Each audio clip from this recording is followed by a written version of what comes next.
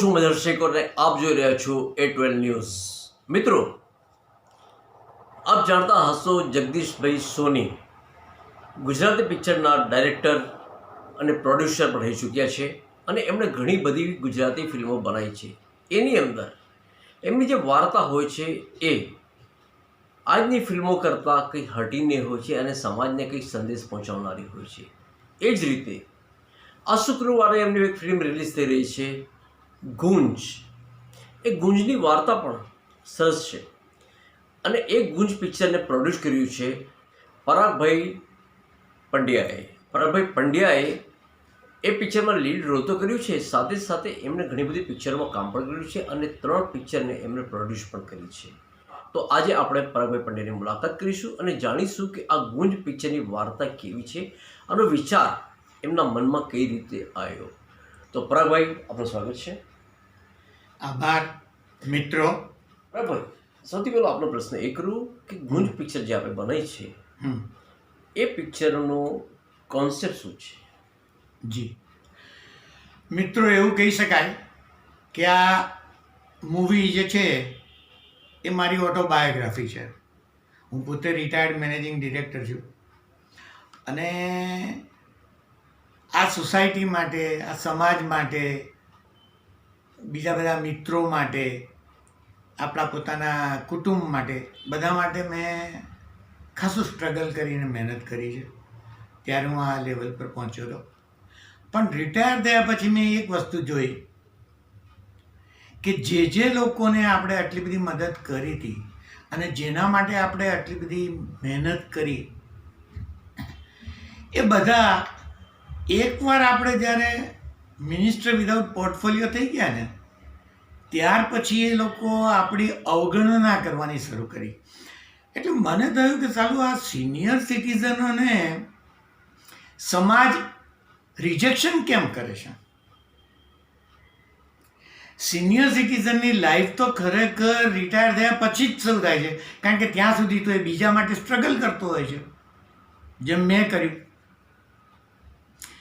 તો મેં જોયું કે સિનિયર સિટીઝન છે ને, જેવો રિટાયર થાય ને એટલે ખાટલેથી બાંકડે ને બાંકડેથી ખાટલે, અને પેલી ઠાઠડીની રાહ જોતો બેઠો હોય છે।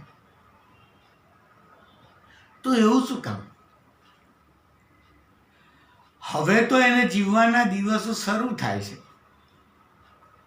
તો આ મૂવીમાં તમે જોશો ને તો એના ઉપર જ, એ કન્સેપ્ટ પર જ પ્રભાવ પાડવામાં આવ્યો છે, જે દરેક સિટીઝનને લાગ્યો પડે છે। એ પછી ગરીબ ઘરનો વડીલ હોય કે સુખી સંપન્ન કુટુંબનો હોદ્દેદાર હોય, બધાની રિટાયરમેન્ટ પછીની લાઈફ લગભગ સરખી જ હોય છે। તો આખો કન્સેપ્ટ એ રીતે મેં રજૂ કર્યો છે કે જેથી કોઈ પણ અવસ્થાના ઓડિયન્સને એમાં રસ પડે। પ્લસ એમાં નોલેજ બેઝ ઘણી બધી વસ્તુઓ છે કે જેથી યુવાન યુવતીઓને, બાળકોને અને બીજા યંગસ્ટરને પણ સારો એવો નોલેજનો લાભ મળશે। તો આ છે કન્સેપ્ટનું જન્મસ્થાન। એટલે પંડ્યા સાહેબ, જી, એમ કહીએ કે તમારી લાઈફના જે એક્સપિરિયન્સ હતા, તમારી જિંદગીના જે અનુભવો હતા, એ અનુભવો ઉપરથી તમારા મનમાં વિચાર આવ્યો અને તમે જે છે આ પિક્ચર બનાવવાનું વિચાર કર્યો અને આ પિક્ચર જે છે એને હવે તમે રિલીઝ પણ કરી રહ્યા છો। આ પિક્ચરમાં તમને સાથ સહકાર ખાસ કરી કોનો રહ્યો બનાવવા માટે? એકચ્યુઅલી હું પહેલાં પણ પિક્ચર બનાવી ચૂક્યો છું। પિક્ચરની અંદર સ્ટોરી, સ્ક્રિપ્ટ, લિરિક્સ, ડાયલોગ્સ એ બધું તો હું જાતે કરી શકું છું। એટલે મારે બે જ સર્વિસીસ બહુ મોટી જોઈતી હોય છે, એક પ્રોડક્શન હાઉસ, એક ડાયરેક્ટર અને બીજા કલાકારો। કલાકારોની અમે જે સિલેક્શન કરીએ છીએ, પસંદગી, એમાં મારું ખાસ એવું મહત્ત્વ હોય છે કે અમે નવા કલાકારોને જ સ્થાન આપીએ, અથવા જેમણે 1 કે 2 ફિલ્મ કરી હોય પણ એમને બહુ સારો રોલ ના મળ્યો હોય, તો એવા વ્યક્તિઓને જ અમે એક સારો રોલ આપી અને એમને ઉપર લાવવાની કોશિશ કરીએ છીએ, જે બાને એક સારી સમાજની સેવા થઈ જાય, એમને પણ ચાન્સ મળે, નવા કલાકારોને. એ દૃષ્ટિએ બીજું મહત્ત્વનું જે પાસું છે એ પાસું એ હતું, અહીંયા મારા મિત્ર શ્રી જગદીશભાઈ સોની, જેમની મારે આગલી ફિલ્મ દ્વારા ઓળખાણ થઈ હતી, અને પછી હું ખાસો ઇમ્પ્રેસ થયો એમની ડાયરેક્શનની લાક્ષણિકતા જોઈને. તો મને થયું કે પિક્ચર તો ડાયરેક્ટ એ કરી જ શકશે, પણ એમને ડાયરેક્શન સાથે એમની કંપની દ્વારા પ્રોડક્શનની પણ બધી જ કામગીરી સંભાળી, અને એકચ્યુઅલી મારે કંઈ કરવાનું પછી રહ્યું જ નહીં, બધું એ જ સંભાળી રહ્યા છે, ઇવન ડિસ્ટ્રીબ્યુશન પણ એ સંભાળી રહ્યા છે, બધું એ જ સંભાળી રહ્યા છે, અને એક ઉત્તમ કક્ષાએ પહોંચ્યું છે આ પિક્ચર, અને હવે રિલીઝ થશે એટલે આઈ થિંક લગભગ બધી જ અપેક્ષાઓ પૂરી થઈ જશે. પિક્ચરનું જે આપણે લોકેશન કહીએ કે ફિલ્મેરાઇઝેશન જે થયું છે એ અમદાવાદ ગાંધીનગરનું છે કે બહારનું પણ છે કે? જી, મારું પોતાનું માનવું એવું છે કે બજેટને ધ્યાનમાં રાખીને અમે ગાંધીનગર અને અમદાવાદના કલાકારો લઈએ છીએ, જેથી એ ખર્ચો ના વધે. એવી રીતે લોકેશન પણ એવું છે કે લોકેશનનો ખર્ચો નહીં તો બહુ વધી જાય છે, એટલે લોકેશનનો ખર્ચો ના વધે એટલે એ પણ અમે ધ્યાન રાખ્યું છે કે બધા જ લોકેશન ગાંધીનગર અને ગાંધીનગરની આજુબાજુના અમુક જગ્યાઓના જ લીધા છે. અને જોવાની સ્થિતિ એ છે કે તમે પિક્ચરમાં જોશો ને તો સીનો જે બધા જોશો ને તો તમને એમ લાગશે કે આ પિક્ચર તો ફોરેનમાં શૂટ થયું છે, પણ ખરેખર જુઓ ને તો એ ગાંધીનગરની સિટીના એટલા અદ્ભુત અને રોમાંચક જગ્યાઓના શૂટ છે. જેમ કે ગિફ્ટ સિટી તમે જુઓ તો આજે ગિફ્ટ સિટીમાં તમે બેસો ને તમને એમ જ લાગે કે તમે તો ટોક્યોમાં દાખલ થાવ છો. તો એવા ગાંધીનગરની અંદર બી અત્યારના મેટ્રો સિટી જે બની રહી છે તો એની આજુબાજુના જેનું કન્સ્ટ્રક્શન થઈ ગયું છે, અને પ્લસ જે સેન્ટ્રલ વિસ્તારનું ગાર્ડન છે, એ બધાના તમે લોકેશન જોશો તો તમને પિક્ચરમાં સહેજ પણ ખ્યાલ નહીં આવે કે આ ગાંધીનગરનું છે, સિવાય કે જ્યાં મંદિર કે એવી જગ્યા પર જ્યાં લખેલું આવે છે. અધરવાઇઝ તમને એમ જ લાગશે કે આ પિક્ચર તો યુએસએમાં શૂટ થયું છે. બીજો એક મહત્વનો પ્રશ્ન કરું કે આ સ્ટોરી જે છે એ સિનિયર સિટીઝન ઉપર છે અને કૌટુંબિક વાર્તા, તો એની અંદર ગીતો પણ મુખ્ય છે? હા, એકચ્યુઅલી કેવું છે કે એક લાઇનમાં કહીએ તો સિનિયર સિટીઝનની વ્યથા છે. તો જેનું પહેલું ગીત છે ને, જે મેં ખુદે લખ્યું છે અને મેં ખુદે જ ગાયું છે, તો એ એટલે આપ સિંગર પણ છો? હા, હું સિંગર બી છું. તો એ ગીત અમે દરેક સિનિયર સિટીઝનની, વરિષ્ઠ વડીલની વ્યથાને છે ને વ્યક્ત કરે છે કે શું કેવા સમીકરણોમાંથી પસાર થતો હોય છે. તો એ બધી એક સરસ ગુજરાતી શબ્દોમાં વર્ણવવામાં આવ્યું છે, અને એને એક સારી રીતે અમે એક જુદા જ લયમાં ગીતને રજૂ કર્યું છે. સાહેબ, આપ સિંગર છો તો એ જ ગીતની 2 પંક્તિઓ થઈ જાય? એના બદલે હું એવું વિચારીશ કે એનું જે બીજું ગાયન છે એ અમે જાણી કરીને યુવાનો માટે રોમાન્સ ભરેલું ગાયન લખ્યું છે, અને ગાવામાં પણ એ રીતે આવ્યું છે. એ ગાયનના શબ્દો પણ બધા રોમાન્સને લગતા છે, અને આની પાછળનું કારણ એ હતું કે એક યુવાન, એક સિનિયર સિટીઝન વડીલ જો રોમાન્સ કરે તો એ કેટલો રોમાંચિત થઈ જાય છે, અને એને એનું પોતાનું જીવન કેટલું વહાલું લાગે છે. પછી એ પોતાની જાતને પ્રેમ કરતા શીખે અને પછી જે એના મગજમાં વ્યથા છે ને એ વ્યથા નીકળી જાય માટે અમે આ મૂક્યું છે. એ ઉપરાંત જે હિરોઈન છે યંગ છે એટલે યંગસ્ટર્સ બધા ખેંચાય એટલે યંગસ્ટર પિક્ચરને જોવાનું ગમે એમને એટલે અમે આ રોમાન્સવાળું યંગ ગર્લ સાથેનું એક ગીત મૂક્યું છે. એના જે દ્રશ્યો પણ જે રીતે લેવામાં આવ્યા છે રિસોર્ટની અંદર એ પણ જરા રોમેન્ટિક છે બધા. તો હું તમને એની 2-4 લાઈનો સંભળાવું. શ્યોર. આ ગીતનું એકચ્યુઅલી ટાઇટલ તો એવું છે કે હવે તો તારી મિત્રતાની જ જરૂર છે, આ એકલતાને લઈને હું હવે ક્યાં જઈશ, આ એકલતાને લઈને હું હવે ક્યાં જઈશ, કડ કડ કડ કડ કડાટ હું તો તૂટી જઈશ, કડ કડ કડ કડ કડ કડાટ હું તો તૂટી જઈશ, પછી પેલી ચારપાઈ પર ઢળી પડીશ, પછી પેલી ચારપાઈ પર ઢળી પડીશ, કહું છું જરા ડોસાને જવાન કરી દે, કહું છું જરા ડોસાને જવાન કરી દે. અને પછીનો જે મુખડું છે એ ફિમેલ સિંગરને ગાયેલું છે અને બહુ સારી રીતે ગાયેલું છે. એટલે હું ગઈશ તો એ મજા નહીં આવે, એટલે તમે પિક્ચર જોશો તો એની મજા ઘણી આવશે. બીજી એક વાત કહું ખાસ કરીને કે આજના આપણે યુગમાં જોઈએ છીએ, કોમ્પ્યુટર યુગમાં ખાસ કરીને કહેવાય, ડિજિટલ યુગમાં પણ કહી શકાય કે હાલની જે યુવા પેઢી છે એ વૃદ્ધોને જે છે ને એ ગણકારતી નથી, કે બાપાને કહી દે કે તમને સમજણ ના પડે. તો એ જે ગેપ વધવાનું કારણ શું છે? સી બેઝિકલી આ દરેક જનરેશનનો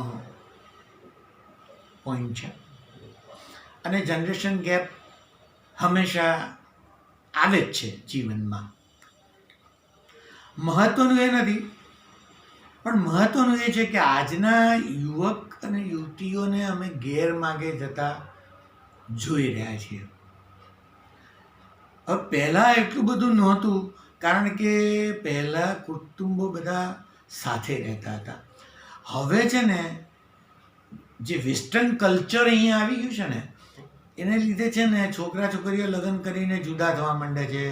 એમને બસ એમની સુખ સાહેબી સિવાય કશું દેખાતું નથી, પણ એ ભૂલી જાય છે કે જે એમને જીવનનો યથાર્થ છે અને જે એમને ખરેખર મુશ્કેલીઓનો સામનો કેવી રીતે કરવો એની જે એક્સપ્લેનેશન છે એ તો એમને એમના વડીલો તરફથી જ મળી શકે. અમને અમારા પિતૃઓએ બધું શીખવાડ્યું હતું તો અમે એમાંથી બહાર આવ્યા. આજે અમારા છોકરાઓ પણ જો અમારી પાસેથી એ જ્ઞાન લેશે તો જીવનની જે વિટંબણાઓ છે એને એ લોકોએ કેવી રીતે સામનો કરવો એ શીખી શકશે. આજે ન શીખવાથી એ લોકો ગેરમાર્ગે દોરાય છે, જેમાં એમને કંઈક વ્યસની થઈ જાય છે, દારૂની લતે ચડી જાય છે, કંઈક ડ્રગની લતે ચડી જાય છે અને બધું જીવન ખોરવાઈ જાય છે. અને એમાંથી તમે જુઓ તો ડાયવોર્સના કેસીસ વધતા જાય છે. તો કુટુંબ વ્યવસ્થા આખી ખોરવાઈ જાય છે. એની જગ્યાએ છોકરાઓ એ તો જાણવાની જરૂર છે, જુદા રહે કે ભેગા રહે ગમે તે રહે, પણ મા બાપની કેર કરે, મા બાપ જોડે સંબંધ કન્ટિન્યુઅસ રાખે અને મા બાપને સાંભળે. કરવું ન કરવું પછી ભલે એ ડિસાઈડ કરે, પણ બેઝિકલી મા બાપની સલાહ તો લે જ એકવાર. અને મા બાપની સલાહ લીધા પછી એના પર જો એ વિમર્શ કરશે તો કદાચ એને એવું થશે કે ના, મારે તો મારા ફાધરની સલાહ પ્રમાણે જ ચાલવું યોગ્ય છે. એ મોસ્ટ ઓફ ધ કેસીસમાં બધા સોલ્યુશન આવી જશે. એટલે આપણે જરાક સમાજને થોડોક શિફ્ટ કરવાની જરૂર છે. આમાં એક પિગ્મેલિયન કન્સેપ્ટનું અમે ઉદાહરણ આપ્યું છે જેના પર મેં બુક લખી છે.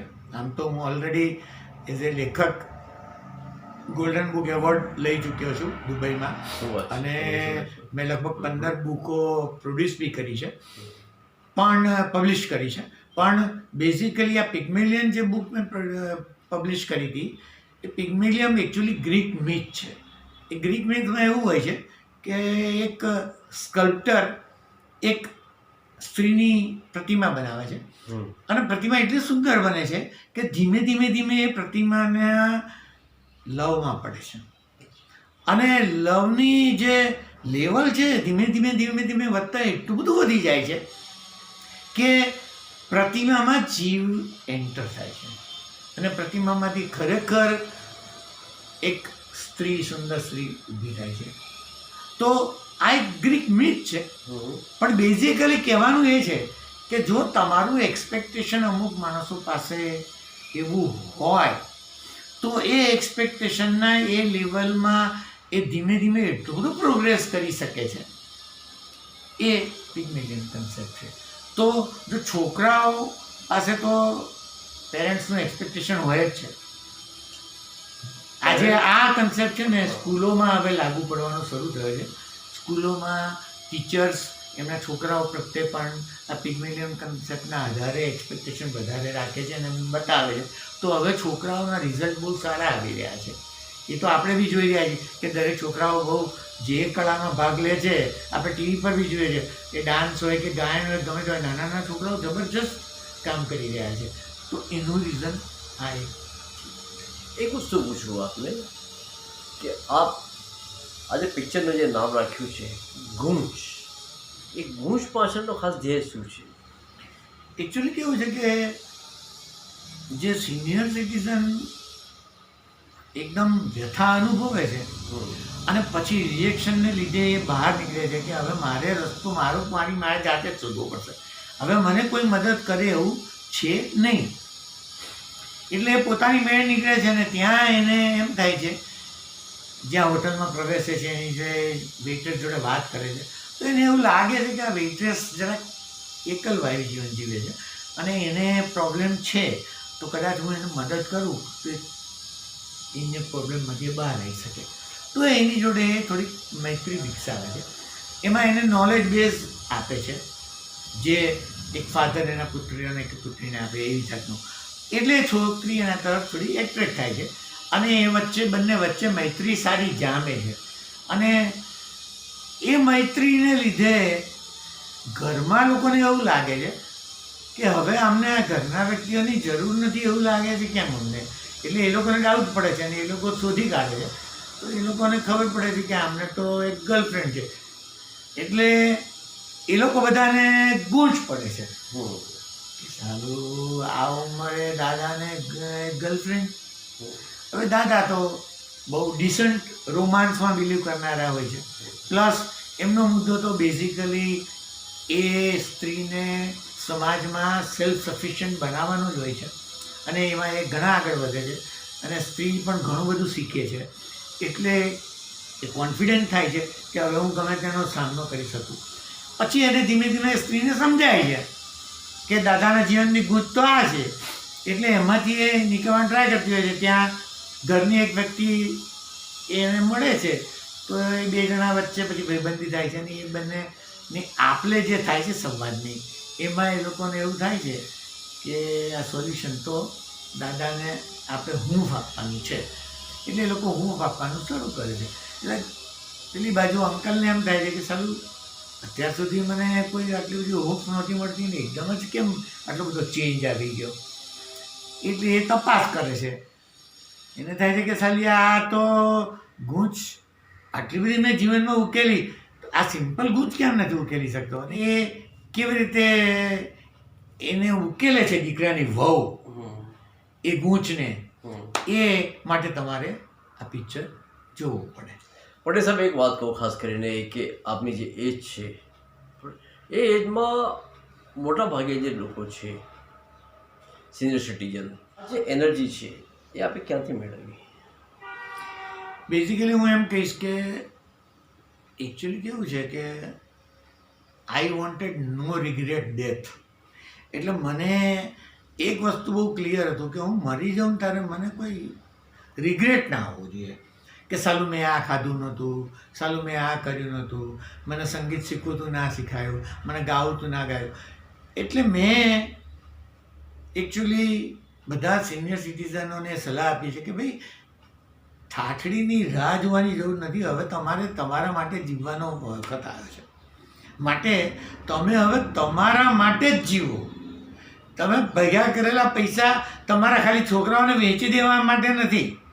તમે તમારા માટે એને યુઝ કરો અને તમારા જેટલા પણ એક્સપેક્ટેશન હોય, જે બાકી રહી ગયા હોય એવું લાગતું હોય, એ બધા પૂરા કરી નાખો. અરે છૂટથી ડાન્સ કરો રોડ પર યાર, બેફામ, ભલે ને લોકો જોવે. અને શા માટે બાથરૂમ સિંગર રહેવાનું? જ્યાં મન ભાવે ત્યાં જેમ મન ભાવે એ રીતે જે ગમતા હોય ગાયનો જોર જોરથી ગાંડા પાડીને ગાવ ને. તમારો અવાજ કેવો છે એની જોડે શું લેવા દેવા છે? તમે તમારી ખુશી માટે બધું જ કરો, બધું કરી છૂટો. તમારે કોઈની જોડે કોઈ લેવા દેવા નથી. અને મેં જોયું કે મેં જે આ જાત જાતની બધી એક્ટિવિટીમાં ભાગ લીધો, જે મને એવું લાગતું હતું પહેલાંમાં લેવો જોઈતો હતો અને હું નહોતો લઈ શક્યો મારી વ્યસ્તતાને કારણે, એ પછી મને મારે એકલા જીવવાની બહુ મજા આવી. એટલે હું પછી નિજાનંદમાં માનતો થઈ ગયો. અને મારું એવું માનવું છે કે દરેક સિનિયર સિટીઝને પોતાને નિજાનંદ તરીકે જ ગણાવવો જોઈએ અને એ એનામાં જ મસ્ત રહે, મસ્ત માવલા જેવું, મનમોજી જેવું જીવન જીવે. એને જે ફાવે એ કરે. જો પછી જો એમના મોઢા પર કેવી તાજગી ને લાલી આવી જાય છે, તમને જરા પણ નહીં લાગે. તમને ઉલટાનું એવું લાગશે કે એના તો જિંદગીના 10 વર્ષ વધી ગયા. એટલે જો જીવનમાં રિવર્સ ગિયર નાખવું હોય ને તો આ કરવું બહુ જ જરૂરી છે. અને ઉંમરને શું લેવા દેવા છે? ઉંમર તો એક નંબર છે. માણસ ગમે તે કરી શકે છે. સાચી વાત છે. આજે 75 વર્ષે બી લતા મંગેશકર એટલું જ સરસ ગાતી હતી, કારણ કે એને ગાવાનું ચાલુ રાખ્યું. આપણી જે બુક જે છે એ દર્શક મિત્રોને બતાવશો જરા? હા, આ છે ને અમે અમારા પિક્ચર પર એક બુક પબ્લિશ કરી છે, જે અમે દરેક ઓડિયન્સને પણ આપવાના છીએ અને માર્કેટિંગ માટે પણ યુઝ કરીએ છીએ. એકચ્યુઅલી આમાં આખી પિક્ચરની સ્ક્રિપ્ટ છે, ફોટાઓ છે, બધું જ છે અને પાત્રની સૂચિ છે, બધું છે. આ બનાવવાનું કારણ એ હતું કે અમને એમ લાગ્યું કે જો આ વાર્તાને એક બુકનું સ્વરૂપ આપી દેવામાં આવે ને તો જે લોકો પિક્ચર ના પણ જોવે ને એવા સિનિયર સિટીઝનો પાસે પણ જો બુક પહોંચશે ને, એ લોકો બુક વાંચશે ને તો એમના જીવનમાં એકદમ જ વળાંક આવશે. અને એ વળાંક આવશે ને એ સમાજ માટે બહુ જ સરસ હશે. એટલે સદ્ધર સમાજ આપણો અને એકદમ સુદૃઢ બને, જેના માટે આ સિનિયર સિટીઝનો માટે જેમ સરકારે આજે આવી પેન્શન યોજના, પેલી મેડિકલ સુવિધાઓ ઊભી કરી, એની ઉપરાંત હા, એની ઉપરાંત બહુ મહત્વની વસ્તુ એ છે કે એમનું મન જો મજબૂત હશે ને તો બધું જ મજબૂત રહેશે, એમનું હેલ્થ બી સારું રહેશે. એટલે બેઝિકલી એમનું મન મજબૂત રહે એટલા માટે મનમોજીની જેમ જીવે એટલા માટે અમે આ ગૂંચ પિક્ચર રજૂ કરીએ છીએ. પંડ્યાજી, બહુ જ આનંદ થયો તમને મળીને અને આશા રાખું તમારે પિક્ચર જે છે એ સફળ થશે. Thank you very much. So nice of you. તો મિત્રો, ગૂંચ શું છે, શેની પડેલી છે, એ દરેક ઘરના મેમ્બરે સમજવાની જરૂર છે. અને આજની યુવા પેઢી, એમના વૃદ્ધો એમની પાસેથી શું અપેક્ષા રાખે છે એ સમજે અને જાણે, એના માટે પણ આ પિક્ચર બહુ અગત્યનું છે. તો ખાસ કરીને આપ સિનેમાઘરમાં જઈને ગૂંચ જોવાનું ચૂકતા નહીં. તો હું મઝહર શેખ આપથી રજા લઉં. નમસ્કાર.